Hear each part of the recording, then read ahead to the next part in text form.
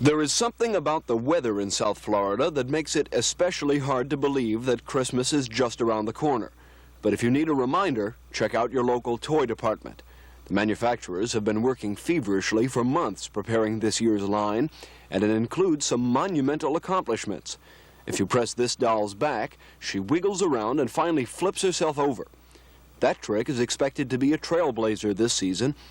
For aspiring young professional wrestlers, there is the Stretch Armstrong doll, one of the most elastic individuals in the history of toydom. Parents will be well advised to explain the differences between Stretch and Little Brother. Guns are plentiful but not selling well in this relatively peaceful year. But disaster movies have obviously had an effect on the market, and horror is always good for a laugh and a game or two. There are bionic men and women and detectives and a whole series of television and cartoon character dolls along with atomic parts, all incredibly lifelike.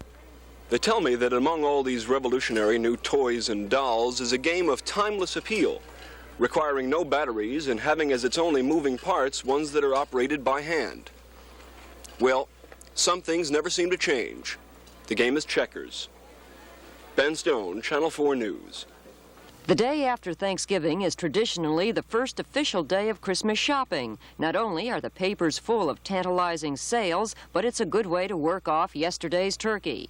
Predictions are that this year will be a big one for retail sales, as much as 10 to 15% ahead of last Christmas. It was also pointed out that this year's Christmas decorations tend to be more on the traditional side, with more red and green being used, rather than white and gold.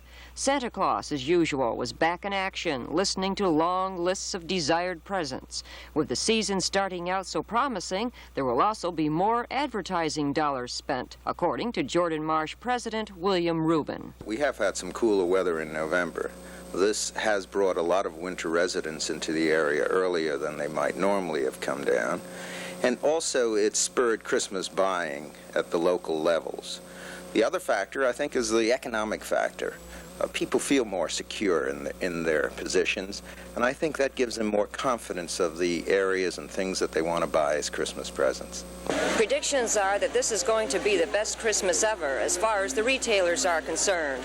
One of the reasons is that people are buying, and they want quality and are not price conscious. So if everything holds true, this will be much better than 1974 and 1975. Joan Hall, Channel 4 News.